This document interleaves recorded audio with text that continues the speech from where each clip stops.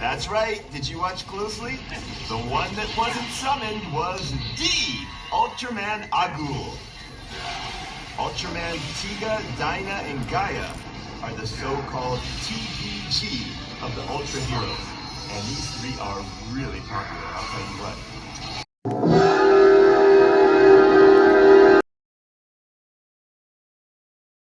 Hey guys, welcome back to Tiger Drop Films. Sorry I haven't uploaded in a while. I've just been busy, of holidays, and I've been having to spend money elsewhere instead of spending it on Adobe Premiere. But don't worry, I'll have more videos coming out soon. I'll let you know more about that at the end. But for today, I just wanted to talk about Shin Ultraman, a film I saw last night. And after getting a good night's rest, I just felt like I needed to talk about it, give my initial thoughts, a bit of a review, and just what I enjoyed and maybe what I didn't enjoy as much as the other parts of the film. So yeah, without further ado, let's get into it. So if the quality of this video is not as good as my others, I'm sorry. I'm using my smartphone, my smartphone quality. But anyway, so Shin Ultraman. First things first, I liked it a lot, especially going with my younger brothers. It was great being able to talk about it with them afterwards and even during the movie. Like when we walked into the theater, they were playing trivia, and it was with none other than Shawn Nichols, who played Shawn back in Ultraman Max. And yeah, we could hear his voice. There was about 12 questions, bits of trivia about Ultraman. Maybe I'll share some of those clips I got. But yeah, it was great, they brought up so many different Ultraman, even trivia about like Mother Ultra and Ultraman Power, and it was fun, and they promoted Ultraman Connection, so it was really nice being able to hear that, especially going into the movie, so I like that. And then we had a special interview by Shinji Higuchi, the director of the film, and that was nice. He talked about his experience working on it for a little bit, and how he still keeps in touch with all the crew after the film, because remember, this film finished in 2021, about roughly 2 years ago, and it only came out in Japan last year because it got delayed due to what. But yeah, so that was nice to hear. So yeah, let's go ahead and get into the film. It was directed by Shinji Higuchi, a man I saw at G-Fest 2017 a long time ago. I remember walking in, and he was right there, and I wanted to tell him, please teach me everything you know. But anyway, it was great seeing him at that panel that year. And then this film was written by none other than Hideki Anno, and if you're watching this film or this review, you already know who Anno is, or Anno. So yeah, let's get into the film. Right off the bat, I liked it a lot. It's after seeing so many new Ultramen, throughout the years, it was nice having one about some variant of the original man. And I really say variant because it's not Hayata. It's a completely new character. Kaminaga, I believe, is the name. Shinji Kaminaga. And so yeah, let's go ahead. This is going to be non-spoiler territory for a little bit, then I'm going to go ahead and dive deep into it. So my initial thoughts. It was a splendid time. Being able to see Ultraman on the big screen was very nice. Especially since 2 months ago I saw Godzilla against Mechagodzilla on the big screen. So, Fandango, you're doing great getting these movies out here. Yeah, man. I really enjoyed the cast. The main actress who plays Asami, she played one of the Mothra Shobujin, or the fairies, back in Tokyo SOS. And that was a long time ago. So it was nice seeing her in something, another tokusatsu related project. And if you saw the title card of this video, the guy who plays Zoffy is none other than the same actor who plays Shun Akiyama in the Yakuza series.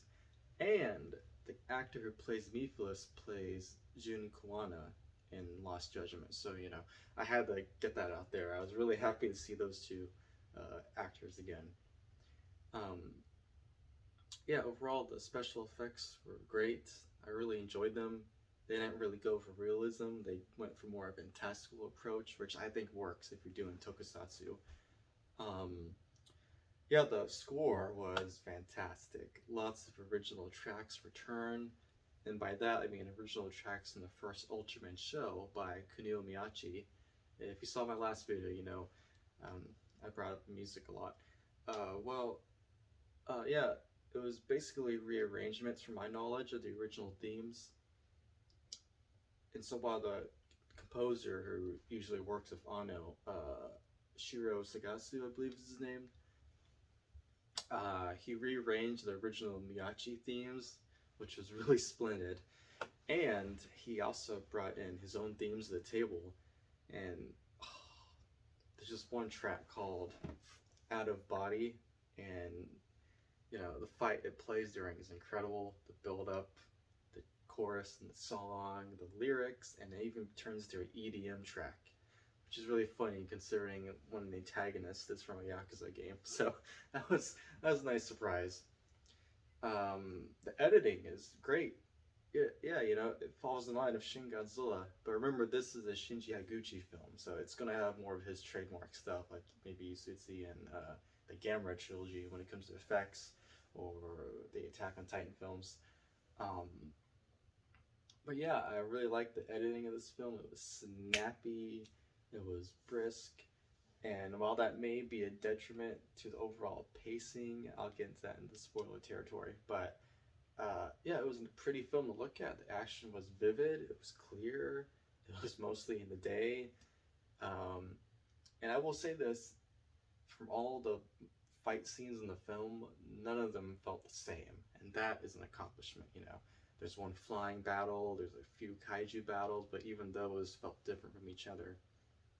And the film did a great job differentiating between a kaiju fight and a seijin fight. So I appreciate that.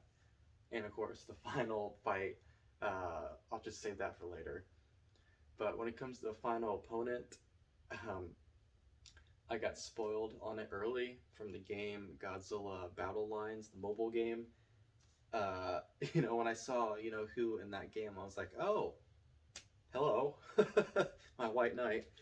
That about does it for my non-spoiler territory.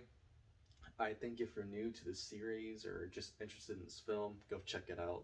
It'll probably make you a fan. But yeah, that's it for non-spoiler territory. Let's get into spoilers. I'm not gonna, you know, give this film a complete breakdown, especially only after watching it once. But let's just get into my initial thoughts on the structure of the story, the pacing, the characters, and some of the themes, and maybe a bit on how some ideas were handled.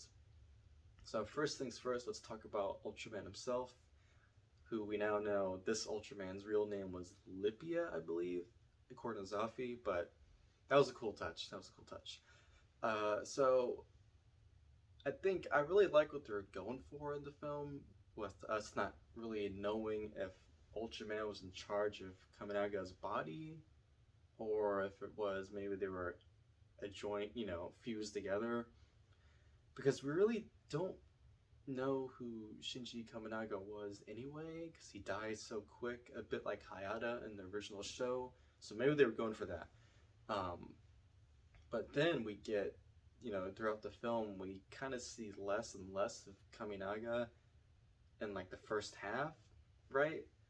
And he's really mysterious. We see him reading through books, and I felt like at that moment, I was like, oh, it's Ultraman in charge of the body, which is something, you know, throughout my knowledge in the series and from everything I've seen so far, we don't really see that too often, because usually it's either, you know, Ultraman and his respective host fuse, but the host is still, you know, he's a human, he has his own life.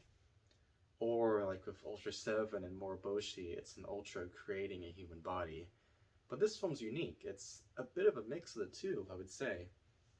So we have Ultraman wearing a human skin, pretty much, of a guy he accidentally killed. But throughout the film, Ultraman alludes to that fact that he feels Kaminaga's soul, I believe, which I don't know, it's fascinating, but I don't know if I'm really on board with that concept. But again, in the context of the story, and they're trying to really, uh, Anno is really trying to go into the idea of would Ultraman be trusted in this day and age, a bit like Nexus, or, you know, can really trust an alien that does everything for us. So with that in mind, I get what they were going for. Let's see. But yeah, I think that kind of goes into my only major qualm with this movie, my only major issue. It's that we don't really get any scenes of Ultraman in the body of Kaminaga, quote unquote, you know, falling in love with humanity or really being on our side. And I thought that was not exactly disappointing, but a missed opportunity, you know. Like, again, this film is fast paced, it's brisk. A lot of people are saying what I'm about to say. It really is like 5 episodes of the original show stitched together. And yeah, it does flow. It flows nice, but at the cost, at the opportunity cost of flowing nice, it all becomes a bit jumbled, or nothing really has a moment to stick besides the fight scenes. You know what I mean?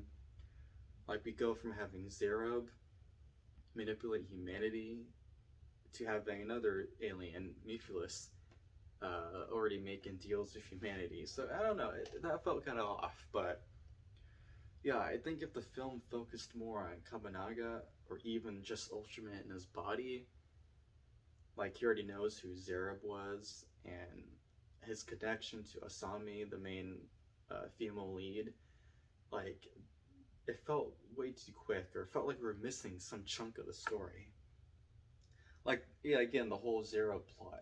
I like that they brought Zero back, but from the car scene of Kaminaga, or I'll just call him Ultraman, and Zero, that felt a little like we're missing some build up to it, you know, because they already know each other. I get it if they knew each other in space, but I feel like that whole arc could have used some more depth to it, or just more screen time. And then when Asami has to go save Ultraman when he was tied up from getting knocked out by Zero, and she slaps him, and she's like, "I thought we were I thought we were buddies." I like what they were going for, but again, it felt like we were missing some chunk beforehand, you know? Especially since Asami was completely new to the team, right? That's what they showed in the beginning. She was new to the team. She appears after the Naranga fight. But yeah, you know, besides that, I just think the film could have used a little more, I guess, depth and pacing of its characters. Because yeah, you know, this film, it's really about telling, not showing. Like, did we really need to be told about how Ultraman's body works? We could have had more character scenes, right? See, that's probably my biggest issue with the film. It's just there's not really, you know, we don't really get too much of Kaminaga or Ultraman learning about humanity and really understanding them. Because quite frankly, the most we get of humanity in this film as a whole, besides some montages, is when everyone's trying to take pictures of Asami when she's giant. It's like, now that leads to a really funny scene later on, but it's like, I would love to see more of humanity as a whole. You know, like Shin Godzilla did that with scenes of people like texting each other and just really getting to see the weight. Because Shin Ultraman, as much as I do love it, I don't think it has as much emotional stakes as Ultraman the Next. But with that being said, it's still a solid film, right? And there's a lot of great parts in it. I'm just talking about the emotional stakes, which is a specific thing. And not really every film needs to have it, but for this, I think the story of Shin Ultraman could have benefited from it. But yeah, with that being said, you know, the rest of the film is really nice. The visuals are great. I adore Mephiles and how he has this catchphrase of, like, this is one of my favorite sayings, or this is one of my least favorite sayings. It's hilarious and adds a lot of charm to him, and makes his character more colorful. And there's a great Ultraman Jack reference when Mephiles shows off the beta device. We see Jack's transformation light, his Henshin light, and I really like that. But yeah, so when it comes to Zeton, I enjoyed his role. He was pretty frightening, and they brought back the 1 trillion degrees fireball. That was nice. That was a nice little nod.